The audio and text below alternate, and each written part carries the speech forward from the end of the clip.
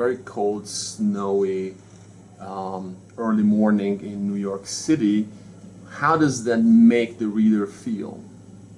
And what does that suggest about how the speaker in the poem might be feeling? Um, I've been to New York before.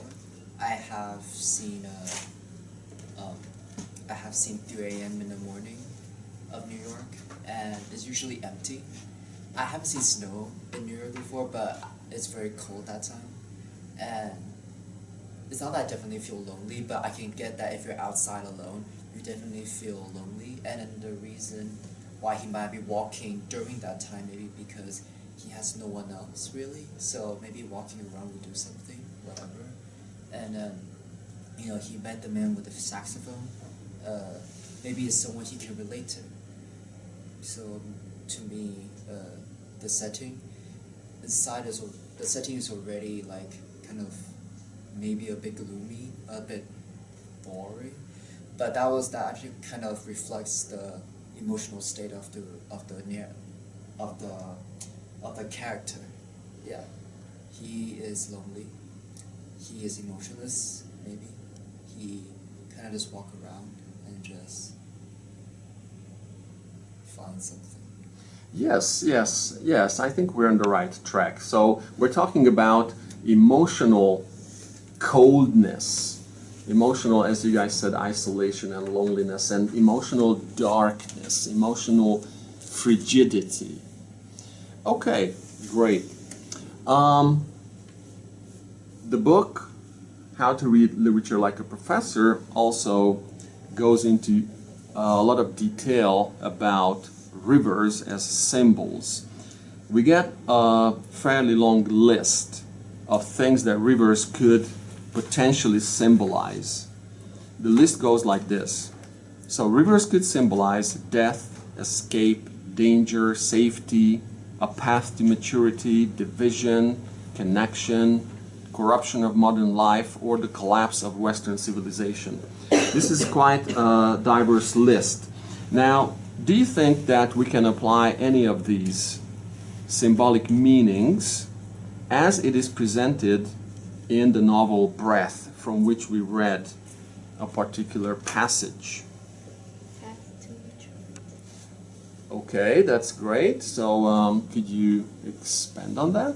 For the reason that when he saw the prank that his friend did to the woman, he suddenly felt guilt other than excitement and like funny feelings.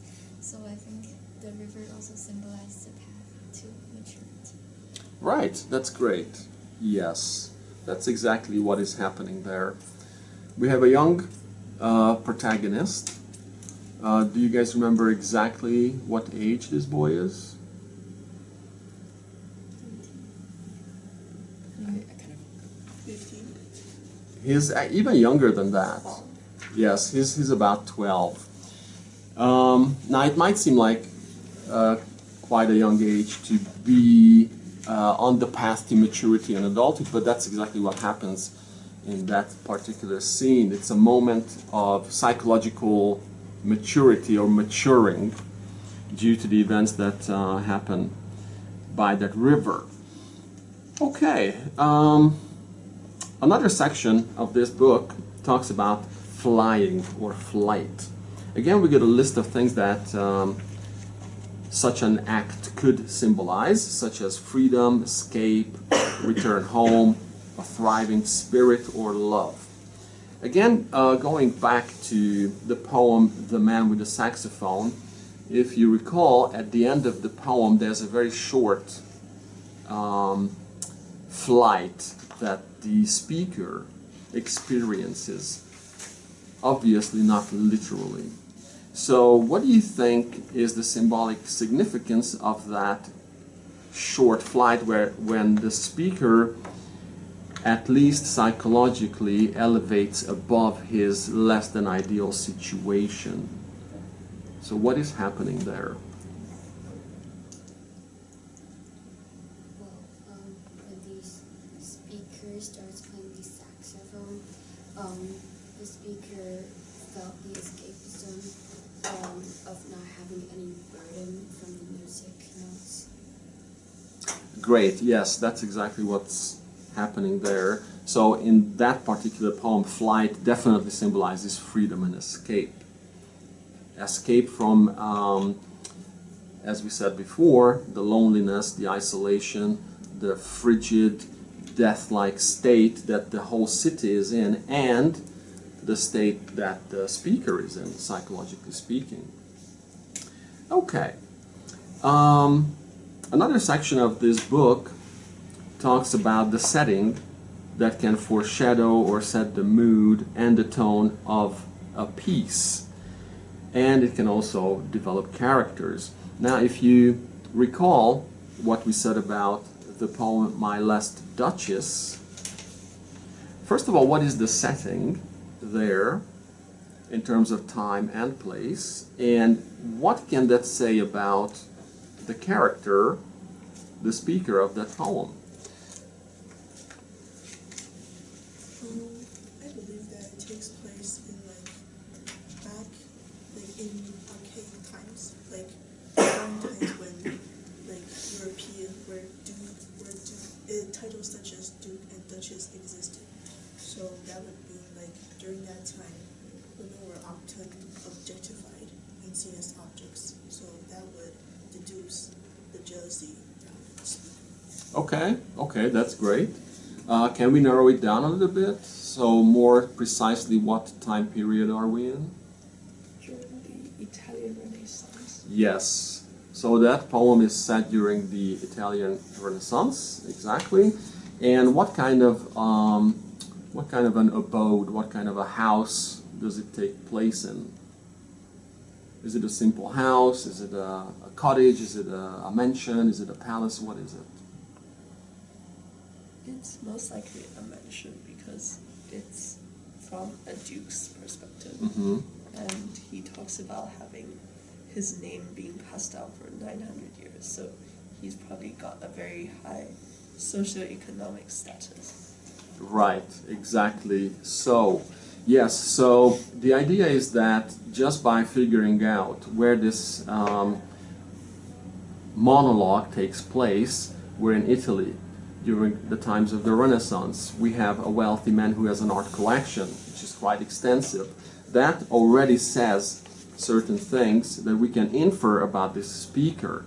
He's most likely very wealthy and therefore powerful, right? So he's going to probably be presented as a powerful, influential person, and whatever comes with such power and wealth, such as possible arrogance, maybe the desire to control situations or people in his own environment.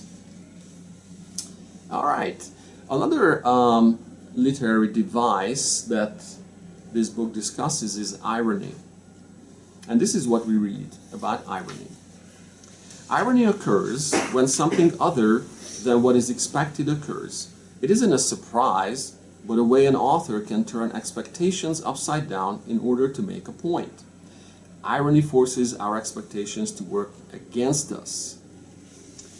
So let's go back to the poem Dulce et Decorum Est, which is a war poem. Do you find anything ironic about this poem, particularly the title? So, do you guys remember what the title actually means in English? The beauty of death for the country in the war. Yes, that's close enough, yeah. So it is beautiful and proper to, and basically it's half a sentence, which is finished later on in the poem. So the title actually is referencing an idea according to which it is beautiful and the proper thing to do to die for one's country.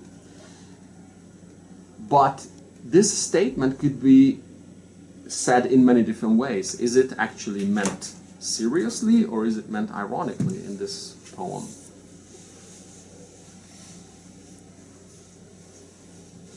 Marcus? think it used to be somewhat serious. I mean, it is Latin, so it must be used a long time ago. I remember it used to encourage young men to go to war, and I think it was meant to be taken seriously, but in the context of this poem, it is going against that. So maybe it is trying to make it unserious to say that, like, this is totally not true. You're just using the line in order to encourage. It's a propaganda, pretty much, because war is not beautiful at all. So, yes. Yes, it's that's not taken great. seriously. Yes. Yeah, Marcus said something very important here. War is not beautiful at all. Do we see any, do you guys recall any specific details that the poem presents that proves that war is not beautiful?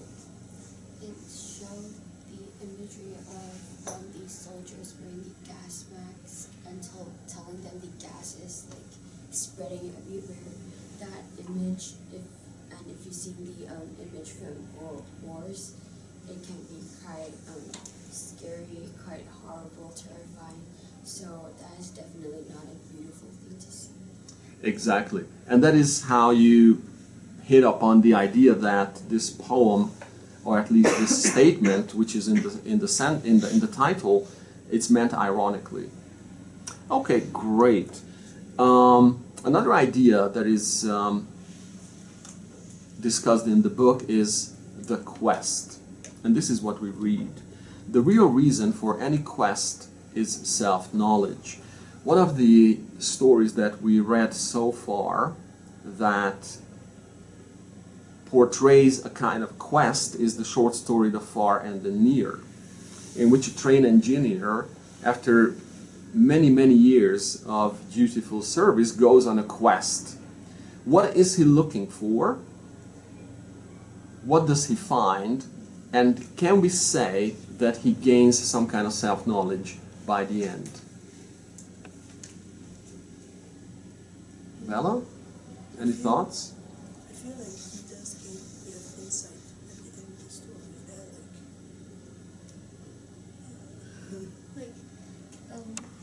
First, his quest is to find like a escapism, like a fantasy of his own after 20 years of seeing that beautiful cottage from far away. But after he went to find the woman and the daughter who waves at him every day, his dream kind of got devastated. So the thing that he learned was like, actually there's no fantasy and he's old. Yeah.